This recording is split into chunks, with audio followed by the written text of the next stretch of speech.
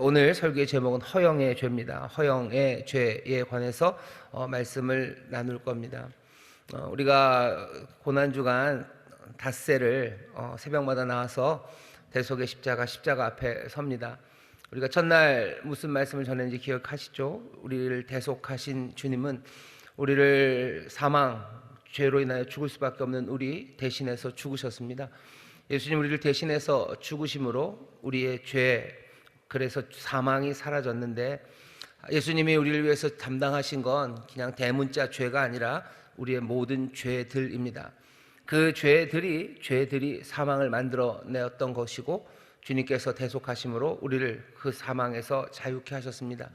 하지만 문제는 여전히 우리에게 남아있는 그 작은 죄들이 우리의 삶을 엉망으로 만들고, 그리고 예수님이 뜻하시고 또 하나님이 선하게 계획하셨던 은혜의 일들이 우리 안에 온전히 이루어지지 못합니다.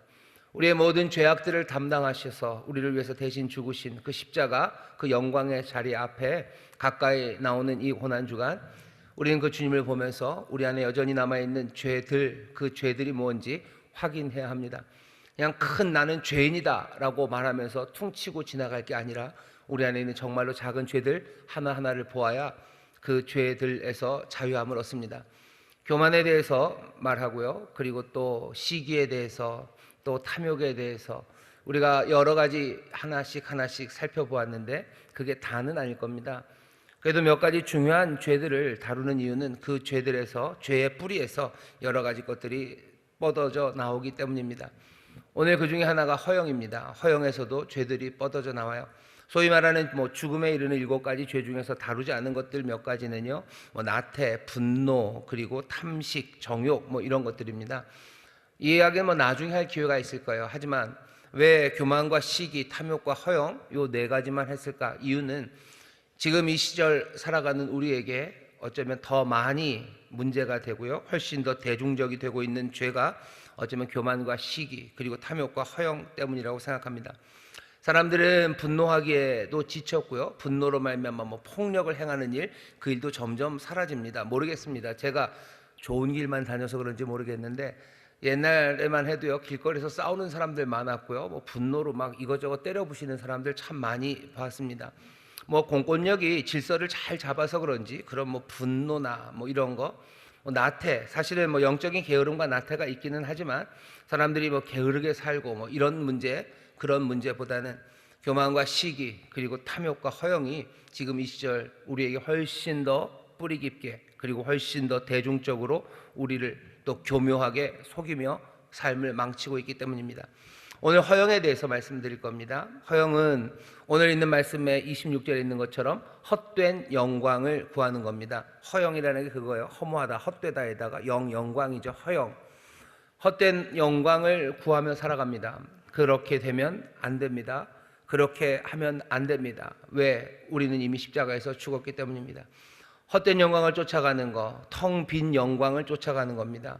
텅 빈 영광을 쫓아가죠. 영원하지 않은 것들을 쫓아가고 참되지 않은 것들을 쫓아가고, 사실은 꽉 차 있다고 생각했지만 사실은 속이 텅텅 빈 것, 그러니 쫓아갈 이유가 없는 것들을 영광이라고 생각하고 쫓아갑니다.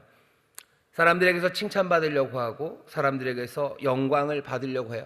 사람들이 우리를 칭찬하고 사람들이 우리에게 영광을 돌리는 것, 그것이 즐겁고 행복하지만 그것이 꼭 알찬 건 아닙니다. 오늘 우리가 허영의 죄를 다루면서 우리 자신을 다시 한번 돌아보기를 원하고, 허영이라는 죄가 만만치 않음을 여러분들이 기억하셨으면 좋겠어요. 사람들에서 좀 인정받으려고 하는 거, 그게 그렇게 나쁩니까? 라고 말하는데 그렇게 얼마나 나쁜 건지 한번 봐주시고요. 그리고 이제 나는 허영 이런 걸 떠나서 나는 훌륭한 사람이 되었다고 하시는 분들도 정신 바짝 차리고 내게 있는 허영의 뿌리가 어떻게 깊은지, 그리고 그 허영이 어떻게 나타나는지 다시 한번 잘 살펴보신다면 우리가 오늘 이 말씀이 우리 이 시절 살아가는 우리에게 주시는 말씀임을 알게 됩니다. 허영이 문제가 되는 건요, 자신에 대해서 뭔가 과장된 견해를 갖고 있기 때문이에요.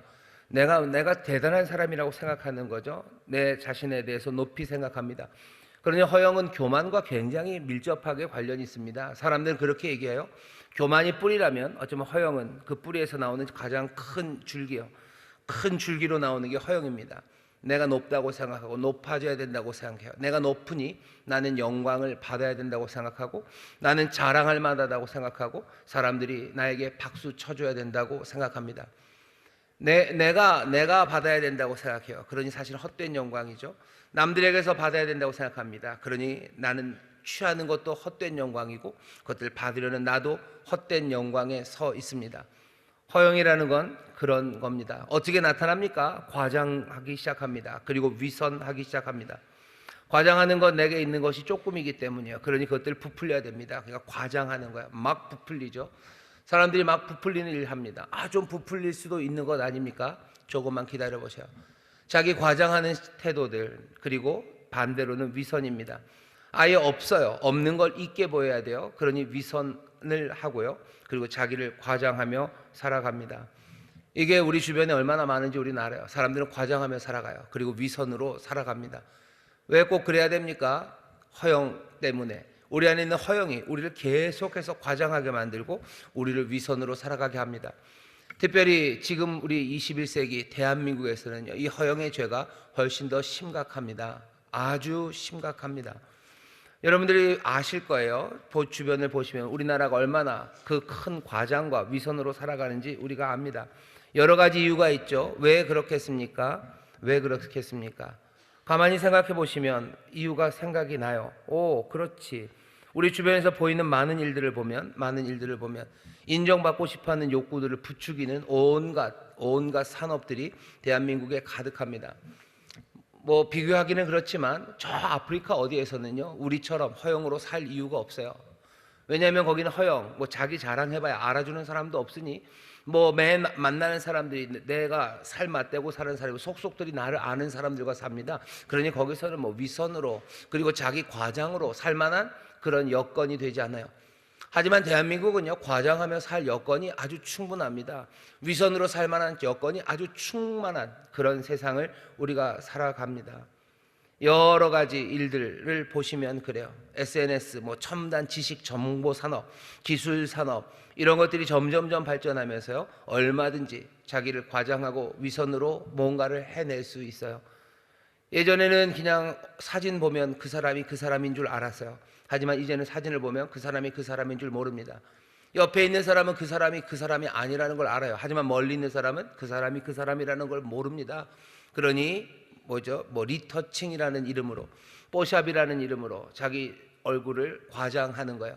자기가 위선하는 거예요. 그 일들이 기술이 없었으면 할 수 없었던 일입니다. 그런데 기술이 가능해요.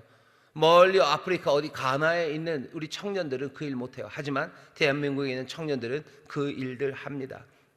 허영, 그래서 자기를 과장하고 위선하는 일들이 다른 어디보다 대한민국 21세기 지금 우리를 지배하고 있는 것은 어쩌면 슬프게도 안타깝게도 발전된 여러 기술이 우리로 하여금 그렇게 만들어 갑니다. 좋아할 만하죠. 환호할 만하죠. 그런 것들이 얼마나 많은지 몰라요. 사람들에게 칭찬받을 만한 거 그런 것들 올립니다. 완전 세련된 거 올려요. 아니면 또 사람들이 좋아한다면 아주 또 완전 자연스러운 거 올려요. 내가 얼마나 거칠게 사는지를 보여줘요. 사람들만 칭찬해 준다면. 아니면 또 사람들이 칭찬해 준다면 내가 세련된 모습 보입니다. 하지만 또 이제 깨달아 가요. 이게 모든 사람에게서 내가 다 칭찬받을 필요도 없어요. 5천만이 나를 따라올 필요가 없어요. 내게 필요한 30만, 40만만 나를 따라오면 나는 그것으로 충분히 기분 좋고 행복합니다. 그러니 극단적인 이야기들을 올려요. 왜? 몇 명만 날 따라와 주면 되는 거죠. 허영과 그리고 자기 허영에서 나오는 자기 과장과 위선이 지금 우리 살고 있는 이 삶의 모습에 얼마나 많이 들어와 있는지, 그리고 허영으로 살 수 있는 여러 가지 조건이 우리 가운데 완벽하게 갖춰져 있음을 볼 수 있습니다. 대한민국 21세기가 허영의 죄에 훨씬 더 많이 노출될 수 있는 이유 중에 하나는 또 우리가 갖고 있는 문화입니다. 유교 문화를 무시할 수가 없어요. 500년이 좀 넘죠. 조선 그 시절에 유교 문화라는 게 명예를 중시합니다. 체면을 중시해요. 자기 얼굴을 중시해요. 지금도 그 뿌리가 굉장히 깊이 남아 있습니다. 사람들에게 자기 직함을 잘 못 불러주면요, 그거 굉장히 큰 신뢰가 됩니다. 외국에서는 그냥 이름만 불러도 돼요. 사장님도 이름 부르고 직원도 이름 부르고 사장님도 직원 이름 부르고 직원도 사장님 이름 불러요. 우리는 그것에 대해서 뭐라 그러죠? 이런 배워먹지 못한, 그러니 직함을 꼭 불러줘야 돼요. 왜 직함을 꼭 불러야 됩니까? 우리는 그게 예의 바른 거고 그렇게 하지 않는 게 버릇 없다고 생각하지만 사실은 그 직위를 유지하고 싶은 거예요. 그 직위를 유지하고 그것이 내 체면이고 내 명예이기 때문에 그렇습니다. 외국에도 가짜 학위를 받는 사람들이 있어요. 하지만 우리나라만큼 많이 받는 사람들은 없습니다. 외국 학생들도 컨닝합니다. 그리고 가짜로 레포트 내요. 그 심하죠. 하지만 우리만큼 하는 데는 없어요. 아마 우리만큼 하는 사람들이 하나쯤 더 있을 겁니다. 아마 중국 사람들도 좀 비슷해요. 이거 방송에 남는데. 아니 이거 제 경험입니다. 개인적인 경험입니다. 개인적인 경험이에요. 그냥 거짓말로 내요. 거짓말로 내요. 거짓말로 내고 왜? 내가 좋은 성적 받아야 되는 거예요. 나는 요만큼이지만 나는 과장해야 돼요. 나는 위선입니다. 그러니 컨닝해야 되고 남의 거 베껴내야 되고 그런 일들을 합니다. 유교 문화가 갖고 있는 명예에 관한, 체면에 관한 그 강조가 그렇게 살도록 만들어 가는 겁니다. 우리는 허영으로 살기 참 좋은 세상을 살고 있어요. 우리 현실에서 그 일들이 나타납니다. 가장 슬프게 나타나는 것 중에 하나가 다 그런 건 아니고 또 꼭 그 세대가 그런 건 아니지만 우리를 안타깝게 하는 건 젊은 세대가 지금 보여주고 있는 일종의 허영입니다. 결혼하기도 어렵고 집 사기도 어려우니까 그 돈으로 결혼 준비하고 집 사고 할 거는 포기해요. 그러니까 멋진 차 타려고 한다 그러죠. 그리고 또 명품 뭘 산대요. 아니면 무슨 고급의 문화적인 일들을 합니다. 콘서트를 보러 가요. 그리고 뮤지컬을 보러 가요. 멋진 식당에서 밥을 먹습니다. 그리고 좋은 옷을 사서 입어요. 이게 좋은 옷 사서 입는 게 나쁩니까? 나쁘지 않아요. 멋진 차 살 수 있습니다. 명품 살 수 있어요. 하지만 그 밑에 깔려 있는 게 여기 집 사고 결혼하고 뭔가 미래를 준비하는, 건전하게 내 미래를 준비할 수 없기 때문에 간다는 거, 그건 안타깝고 슬프고요. 그리고 또 그것이 명품, 멋진 거, 눈에 보이는 거, 사람들에게 박수 받을 만한 거, 그것으로 간다는 건 더 안타깝습니다. 그럼 밑바탕에 허영이 있기 때문이에요. 사실은 집 사고 결혼하고 할 만한 게 장만이 안 된다 생각하면 꼭 그렇게 가야 되는 건 아니에요. 옛날에는 어땠습니까? 예전에는요, 허영 대신에 소위 말하는 염세적인 태도를 취합니다. 염세적인 거죠. 그냥 술 먹고 이놈의 세상 한탄하는 거죠. 염세적으로 살아가고 그렇게들 살아갔어요. 그것도 나빠요. 하지만 지금이 우리가 보이는 이 상황들, 명품 사고 멋진 차 사고 고급적인 문화생활 하는 거, 거기서 우리가 발견하는 거, 허영이라는 게 자기 자랑과 자기 과시 그리고 위선이라는 것이 지금 이 시대에 얼마나 심각한지를 우리에게 극명하게 보여줍니다. 내가 미래를 준비할 수 없어요. 그러면 그 돈을 꼭 거기다 써야 되는 건 아니죠. 몽땅 다 헌금을 할 수도 있는 거고 몽땅 다 기부를 할 수도 있는 거고, 하다못해 그냥 사다리를 타서 누구한테 몰아줘도 되는 거 아닙니까? 근데 그렇게 하지 않아요. 그냥 뭔가 찬란한 거, 반짝거리는 거, 뭔가 헛된 영광을 구하는 거, 그래서 내가 좀 높아지고 싶어 하는 거, 그래서 자기 과장하고 위선하는 그 일에 쏟아붓습니다. 이것들은 계속해서 연쇄적이에요. 유교 문화에서 첨단 산업이 발전되는 그곳에서 허영의 문화가 그렇게 우리를 사로잡아가고 있습니다. 말만 들어도 안타깝고 그리고 슬프지만 이건 그렇게 안타깝고 슬픈 문제만으로 끝나지 않아요. 이것들은 우리의 삶을 엉망으로 만들어 갑니다. 그리고 우리를 죽여버릴 겁니다. 여기 있는 허영이 우리의 삶에 나타나는 여러 가지 모습, 우리를 괴롭게 하는 건 우월감과 열등감이에요. 허영이 가득하니 우월감으로 살게 돼요. 우월감을 추구합니다. 그리고 또 열등감들을 느껴요. 오늘 본문에 보면 헛된 영광을 구하여 서로 격동하고 서로 투기하지 말지니라. 헛된 영광을 구하면 서로 격동하게 됩니다. 서로가 화가 나는 거예요. 그 사람들 보면 화나죠. 그리고 또 질투하게 됩니다. 우월감을 느끼고 살아가는 사람들, 허영으로 우월감을 느끼는 사람들 보면 여러분 어떻게 하세요? 화나죠. 화납니다. 그리고 또 어떻게 되는 거예요? 그것 때문에 내가 열등감을 느껴버리기 시작하면 그때부터는 시기하고 투기하기 시작하는 거죠. 서로가 서로에게 화를 가져다 줘요. 그리고 서로가 서로에게 질투, 시기를 가져다 줍니다. 그러니 나도 망하기 시작하고 다른 사람도 망하기 시작하는 거예요. 인생에 행복이라는 게 없어요. 자기 자랑과 자기 과시, 위선으로 살아가면 내가 그러면 행복할 거라고 살아가지만 아니요. 늘 내 위에 누가 있고 늘 내 밑에 누가 있는 그 세상에서 우월감과 열등감 그 사이에 격동과 투기, 그것으로 엉망이 되어 갑니다. 이런 사람들의 이야기 많이 있지만 우리가 알고 있는 가장 유명한 사람은 어쩌면 사울일 겁니다. 사울이라는 사람의 삶이 참 슬퍼요. 이 사람은 이스라엘에 처음 기름 부은 왕입니다. 그런데 이 왕이 어떻게 살아갔나 보세요. 인생이 얼마나 피폐해져 가나 보세요. 얼마나 망쳐가나 보세요. 사울의 이 슬픈 삶들의 여러 가지 설명이 가능하지만 그 중에 하나는 사울은 허영으로 살아갔던 사람이에요. 사울은 자기 과장하는 사람이에요. 사울은 위선으로 살아갑니다. 우월감과 열등감 사이에서 고민하고 고민하다가 결국 하나님의 일, 하나님이 맡겨주신 사명도 감당하지 못하고 자기의 인생도 정말로 잘 살 수 있었던 그 인생이 그냥 엉망이 되어갑니다. 대한민국도 어쩌면 그 길을 걸어갈 겁니다. 대한민국이 지금처럼 허영에 잡혀 살아간다면 그 우월감과 열등감으로 서로 격동하고 투기하는 가운데 점점 허무하고 슬픈 세상, 그 세상을 만들어 가게 됩니다. 우리가 지금 그냥 눈앞에서 목도하고 있는 거예요. 목도합니다. 점점 더 슬퍼지고요, 점점 더 허무해져 갈 거예요. 그리고 사울이 그 마지막 그렇게 쓸쓸하게 죽어갔던 것처럼 죽음이 이 땅을 덮을 겁니다. 욕심이 잉태하면 죄를 낳아요. 그리고 죄가 장성하면 사망이 됩니다. 여기 이 죄가 사망으로 가는 이 일들을 우리는 사울에게서 봅니다. 사울이 열등감이 있었습니까? 그랬던 것 같아요. 사울은 키도 커요. 그리고 만만치 않은 좋은 집안입니다. 그런데 사무엘이 사울에게 기름 부으려고 할 때 사울이 사양을 합니다. 사무엘상 9장에 보면 그래요. 나는 베냐민 지파 사람, 이스라엘 지파 중에서 가장 작대요. 우리 집안은 또 그 베냐민 지파 중에서도 별 볼 일 없는 집안이래요. 나는 별것 아니라고 말합니다. 겸손처럼 들리죠. 하지만 가만히 들어보면 사울의 이 말은 겸손은 아니에요. 우리가 교만을 얘기하면서 겸손에 대해서 좀 얘기했습니다. 겸손이라는 건 내가 못났다는 걸 생각하는 게 아니라 나 자신에 대해서 덜 생각하는 것, 그것이 겸손이라고 얘기했던 거 기억나신다면 사울이 여기서 하는 일이 겸손이 아님을 알 수 있습니다. 사울은 지금 계속해서 비교하는 거예요. 이스라엘 12지파 중에 우리 지파가 제일 막내예요. 남들은 훌륭하고 우리는 낮아요. 우리는 낮아요. 열등감이죠. 또 여러 우리 집안의 베냐민 지파 사람들 중에서도 우리 집안은 별거 아니래요. 아니 별거 아닌 집안 아닙니다. 사울의 아버지 기스는 용사예요. 꽤 좋은 집안입니다. 그런데도 열등감, 자기를 낮춥니다. 비교하며 열등감으로 살아가는 사람이 사울이에요.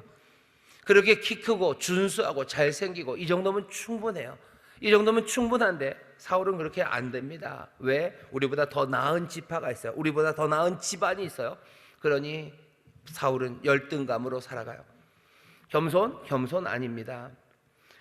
사울이 늘 열등감으로만 사는 건 또 아니에요. 사울은 또 우월감으로 삽니다. 자기 잘난 맛에 살아요.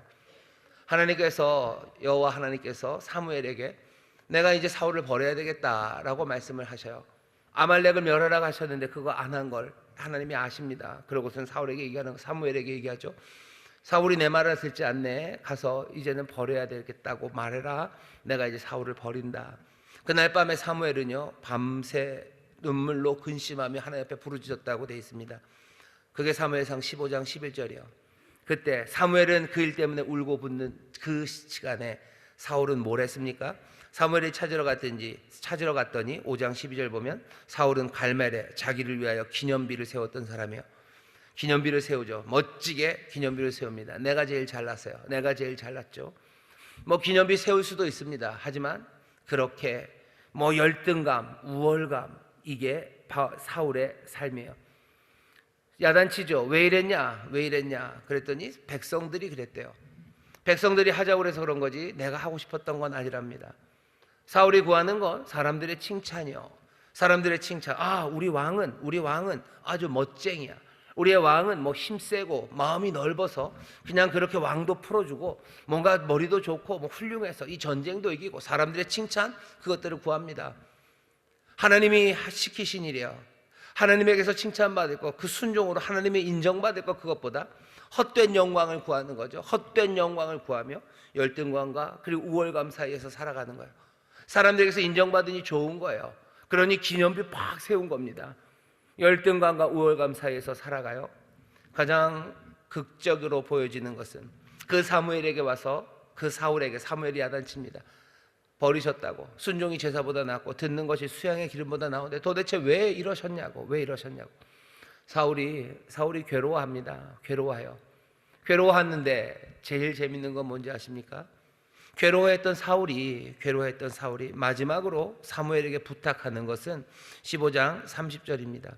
사울이 가로되 내가 범죄하였을지라도 청하옵나니 내 백성의 장로들의 앞과 이스라엘의 앞에서 나를 높이사 나와 함께 돌아가서 나로 당신의 하나님 여호와께 경배하게 하소서. 내가 하나님 앞에 버림받았어요. 하지만 어떻게 해달라는 거예요? 나를 사람들 앞에서 높여달래요.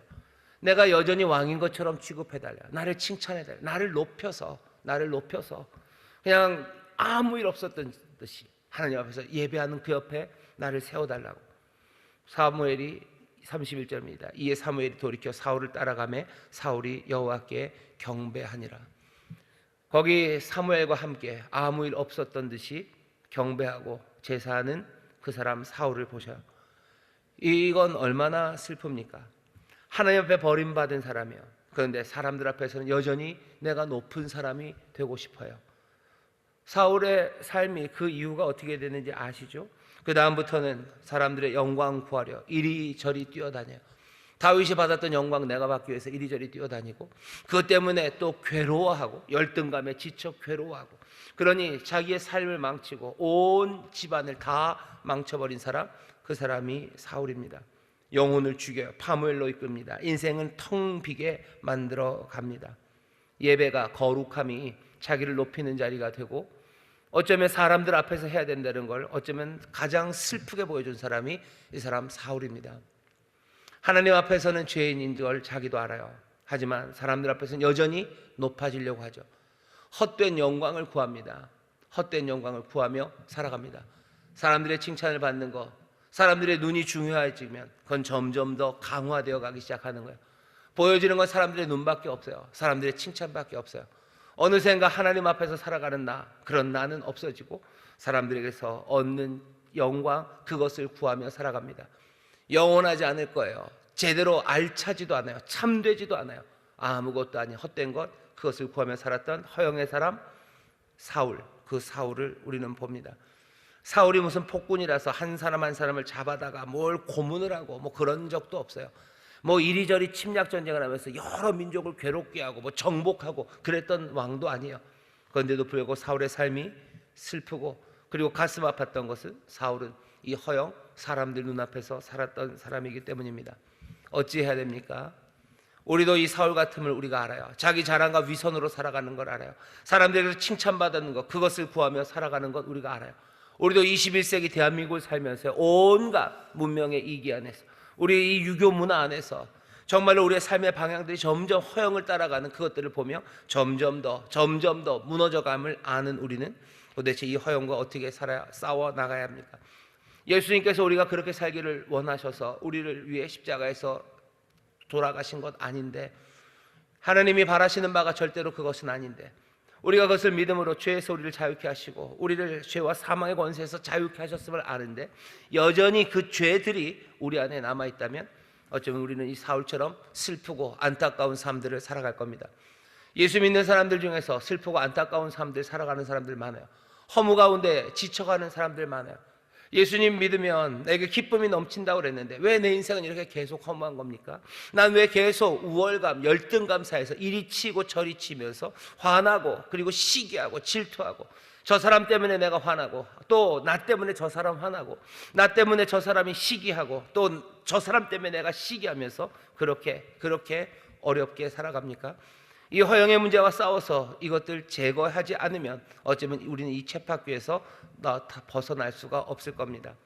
싸우는 방법 세 가지 말씀드릴게요. 첫 번째, 몽땅 다 십자가와 관련이 있습니다. 첫 번째는요, 우리가 죽었다는 사실을 확인하셔야 돼요. 오늘 본문 보면 24절에 그리스도 예수의 사람들은 육체와 함께 그 정과 욕심을 십자가에 못 박았느니라.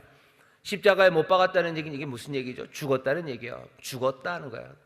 너희 정과 욕심, 육체, 너희는 십자가에서 죽었다. 우리가 십자가에서 죽었다고 고백하는 사람들이 우리들입니다. 죽었다는 사실을 여러분들 확인하셔야 돼요. 내가 십자가 앞에 나와 내가 죽었습니다. 죽은 사람은 어떡합니까? 죽은 사람은 말이 없어요. 말이 없습니다. 사람들의 칭찬과 주목에 아무 대꾸할 수 없습니다. 뭐 그런 얘기들 해요. 공동묘지에 가가지고 무덤들을 돌아다니면서 크게 외쳐보셔요. 막 욕을 하고 돌아다녀 보셔요. 그럼 죽은 사람이 벌떡 일어나서 아니 너 왜 그러냐고 얘기합니까요? 아니죠. 공동묘지 가서 죽은 사람들에게 소리 외쳐서 외쳐보셔. 훌륭하시다고, 훌륭하시다고. 그러면 죽었던 사람들이 일어나서 고맙다고? 아니요, 죽은 사람은 말하지 않습니다. 왜? 죽었기 때문이요. 죽은 사람들은 모든 신경이 다 꺼져 있어요. 칭찬에 대답하지 않아요. 모욕에 대답하지 않습니다. 칭찬에 대답하지 않아요. 모욕에 대답하지 않아요. 그 신경을 끊어놓는 거죠. 마크 맨슨이라고 몇 주 전에 말씀드렸던 신경 끊기의 기술, 이런 책 쓴 사람이 있었어요. 신경을 끊으라는 거죠. 신경 끊으라고. 죽었는데 뭐하러 신경 씁니까? 십자가에 죽은 사람이 우리들인데, 십자가에서 그 육체와 함께 모든 정과 그 욕심들을 다 못 박아서 죽었는데 우리는 대답합니까? 대답할 필요가 없죠. 내 죽음은 어디서 확인됩니까? 십자가, 거기에서 나의 죽음이 확인됩니다. 그러니 바울이 말하는 거예요. 갈라디아서 6장 14절입니다. 십자가 외에 내가 자랑할 게 없어요. 왜? 세상은 나를 대하여 죽었고 나는 세상을 대하여 죽었기 때문입니다. 세상도 죽고 나도 죽었어요. 세상과 나는 간 곳 없고 오직 구속한 주님만 보이십니다. 나는 죽었습니까? 십자가 앞에서 내 죽음을 확인하는 사람, 그 사람들은 내 모든 신경이 다 끊어졌음을, 더 간단하게 말하면 뭐예요? 나는 십자가 앞에서 날마다 죽으며 나는 세상의 누구 비난과 칭찬 거기에 신경 쓰지 않습니다. 세상이 하는 말에 난 신경 쓰지 않아요. 난 왜? 죽었기 때문이에요. 그러면 독불장군으로 살려는 거네요. 그냥 지멋대로 남들이 칭찬하고 비난하고 아무 상관없이 그렇게 사는 것까지 거 좋으네요. 그렇게 살아가는 사람들도 있습니다. 하지만 그게 다는 아니에요. 두 번째, 세상에 대해서는 죽었어요. 세상에 대해서 내가 죽고 나도 세상에 대해서 죽었어요. 하지만 우리가 어디에 대하여 삽니까? 우리는 하나님에 대하여 산 사람들입니다. 나는 십자가 앞에서 죽었음을 확인하고요, 나는 십자가 앞에서 하나님 앞에 살아있음을, 내가 거기서 죽고 내가 거기서 새 삶으로 일어섰음을 확인해야 합니다. 그러니 내게 들리는 건 하나님의 칭찬이요, 때로는 하나님의 어쩌면 야단치시는 말씀이요, 하나님의 음성이 들립니다. 나는 하나님에게서 영광을 구해요. 나는 헛된 영광 구하지 않습니다. 십자가에서 죽고 십자가 아래서 다시 살아난 나는, 내 눈엔 오직 주님만 보이기 때문이요. 주님만 보이는 사람들은 어떻게 삽니까? 은밀함으로 삽니다. 기도하고 구제하고 금식하여도 사람에게 보이려고 하지 않습니다. 오른손이 하는 거 왼손이 모르게 합니다. 골방에 가서 기도합니다. 금식할 때는 얼굴을 씻고 머리에 기름을 바르고 합니다. 은밀함으로 하나님 앞에서 살아가요. 이게 됩니까? 이게 됩니까? 아니요, 만만치는 않을 겁니다. 하지만 내가 날마다 십자가 앞에서 날마다 죽노라라는 이야기가 뭔지 여러분 다시 생각하셔야 돼요. 나는 십자가 앞에서 죽어요. 나는 세상에 대하여 죽고 세상은 나에 대하여 죽었어요. 세상은, 나는 고요합니다. 십자가 앞에 나왔어요. 세상은 고요해요. 나에게 하는 칭찬의 소리도 들리지 않고요, 나를 향한 무슨 비난의 소리도 들리지 않아요. 베드로 그날 새벽에요, 사람들이 자기를 향해서 뭐라고 하는 소리가 들리는 거예요. 그것도 어린 꼬맹이가 뭐라고 하는 이야기가 들리는 거예요. 그러니 자기도 그 사람들에게 끼어들어야죠. 갈릴리 사람을 욕해줘야 되죠. 저 갈릴리 청년 아무것도 아니라고 말해줘야 되죠. 위선입니다. 자기 부정이에요. 왜 그런 일을 합니까? 세상의 소리가 들려지기 때문이에요. 베드로가 그곳이 베드로의 십자가 갈보리 그 언덕이 되었다면 거기서 협박하는 소리나 아니면 거기에 동조하라는 이야기들, 그래서 너도 우리 편이라는 그 칭찬 그 요구들 아무 소리도 들리지 않았을 거예요. 자기는 죽고 뭐만 보입니까? 내 하나님, 내 주님만 보여요. 그러면 그 앞에서 해야 될 일들이 분명히 있었을 거고, 그리고 다른 삶을 살았을 겁니다. 은밀함의 핵심은요, 아무도 모르게 하려고 너무 두리번거리지 마셔요. 은밀함의 핵심은 하나님이 보시는 게 중요하지 사람들이 보지 못하게 하는 것, 그것이 핵심은 아닙니다. 다른 사람들 안 보게 하려고 애쓰는 것, 그건 또 다른 방식으로 다른 사람들의 눈을 의식하는 거예요. 절대로 안 보여줘야지. 그렇게 신경 쓸 필요 없어요. 그냥 보이지 않아요. 나는 하나님이 보시는 것, 그게 중요합니다. 아무도 보지 않아도 주님이 보셔요. 아니, 주님만 아시면 그것으로 충분합니다. 그래도 됩니까? 예, 그래도 됩니다. 왜? 하나님은 좋으신 하나님이셔. 하나님 영광의 하나님이셔. 오직 영광 받으실 분은 그분 한 분이에요. 참된 영광은 거기에만, 영원한 영광은 거기에만 있습니다. 내가 사람에게서 영광을 구해야 될 필요 있습니까? 그분이 참된 영광임을 어떻게 합니까? 우리는 십자가 그 아래서 하는 거예요. 거기에 하나님 우리 아버지의 선하심을 거기서 봅니다. 그 변함없는 영원한 신실하심을 거기서 봅니다. 이분 하나면 충분합니다. 그러니 내가 다른 데서 다른 영광 구할 필요가 없습니다. 세상과 나는 간 곳 없고 오직 구속한 주님만, 주님의 영광만 보이죠. 나는 참된 영광을 구하려. 그러니 날마다 그 십자가 앞으로 갑니다. 성령으로 사는 사람들은 성령과 행할 거예요. 성령으로 새 생명 얻은 사람들은 성령과 함께 걷습니다. 성령은 우리를 진리 가운데로 인도해요. 허망한 거짓과 허튼 곳으로 인도하지 않아요. 성령님께서 날마다 우리를 십자가 그 앞으로 인도하셔서 세상의 모든 소리들, 그리고 세상의 칭찬과 세상의 비난, 그것들 다 떠나서 내 주님의 칭찬에 나는 기뻐하는 사람들, 내 주님께서 나를 어쩌면 질책하는 이야기에 나는 또 내 삶을 바꾸는 사람들, 그 사람들은 세상의 헛된 허영을 구하지 않는 사람들입니다. 세 번째, 십자가 앞에서 그러니 우리는 우리의 정체성을 확인합니다. 허영이 문제가 되는 건 자기의 정체성을 과장하기 때문이에요. 헛되게 생각하기 때문입니다. 하지만 십자가 바로 그 아래서 진짜로 우리가 누군지 정체성이 확인돼요. 허영이 가져다줬던 모든 우월감과 그리고 열등감의 롤러코스터가 거기에서 멈춰 서게 됩니다. 왜? 우리는 우월감으로 살 수 없는 사람임을 알아요. 십자가 아래서 우리는 죽을 수밖에 없는 죄인임을 알아요. 이 벌레 같은 날 위에 주님 죽으셨다고 고백할 수밖에 없고, 뭐 엄청난 죄가 아니라 그냥 그 죄들로 죽을 수밖에 없는 하찮은 인간이었음을 우리가 보게 되는 것, 십자가 아래서입니다. 우월감은 어디론가 다 사라져버려요. 동시에 열등감도 사라져요. 우리는 그렇게 벌레 같은 죄인이 우리는 열등감으로 삽니까? 그럴 수 없죠. 여기 이 벌레 같은 죄인을 위해서 누가? 하나님의 아들이 예수 그리스도, 내 사랑하는 주님이 십자가에 지셨어요. 하나님은 나를 위해서 자기의 아들을 내어주셨어요. 내가 스스로 내 인생의 가치를 매긴다면 별것 아니고, 아니 아무것도 아니겠으나 하나님은 나를 그리 귀하게 여기시며 나를 이제 아들로 삼으셨어요. 열등감이 자리 잡을 수 있습니까? 아니요, 열등감도 없어요. 우월감도 없고 열등감도 없습니다. 여긴 그냥 누구만 서 있어요? 구속받은 죄인이 그냥 주님 앞에 홀로 서 있을 뿐이야. 여기 하나님의 자녀된 은혜 안에, 그리스도 안에 서 있는 사람, 그냥 그것만 있을 뿐입니다. 이 사람은 모든 것을 다 가졌어요. 이 사람은 모든 것을 다 가졌죠. 무명한 자 같지만 아닙니다. 유명한 사람입니다. 이 사람은 죽은 것 같지만 아니요, 우리는 산 사람입니다. 징계를 받은 것 같지만 아니요, 우리는 죽임당하지 않았어요. 근심하는 자 같지만 항상 기뻐하고, 그래서 가난한 자 같으나 많은 사람을 부유하게 하는 사람들, 아무것도 없는 것 같지만 모든 것을 다 가진 사람, 그 사람으로 이 앞에 서 있는 겁니다. 그러니 내가 허영을 구할 필요 있습니까? 아니요, 그럴 필요 없어요. 나는 내 주님만을 바라보며 내 삶에서 한 걸음 한 걸음 성실함으로 살아갑니다. 사울과 정반대였던 사람 다윗이요. 다윗을 보셔요. 다윗은 어마어마한 죄를 졌습니다. 우리아를 죽이고 밧세바와 간음한 사람이 다윗이에요. 다윗을 책망하는 나단, 그 나단이 왔을 때 다윗이 조용히 아무 일도 없던 것처럼 나랑 같이 나가달라고, 나에게 다시 기름 부어달라고, 나랑 같이 하나님 제사하는 그곳에 가자고. 다윗은 그렇게 하지 않았어요. 다윗은 그냥 울기 시작합니다. 엉엉 울기 시작해요. 왕이 어찌 웁니까? 왕이 어찌 웁니까? 사람들의 비난 아니면 사람들의 칭찬, 그것들을 바라보는 사람이라면 그럴 수 없어요. 하지만 다윗은 웁니다. 울어요. 아무도 모르게 울어요? 그건 아니에요. 침실로 가니 남들 앞에서 우는 건 아니에요. 난 이렇게 뭐 책망받았을 때 난 우는 사람이다 라고 자랑하며 나온 것도 아니에요. 그냥 침실에 가요. 그리고서는 웁니다. 하나님 앞에서 울 뿐이에요. 허영이 보이지 않아요. 하나님께서 자기를 또 용서하셨을 때 다윗은 또 괜찮습니다.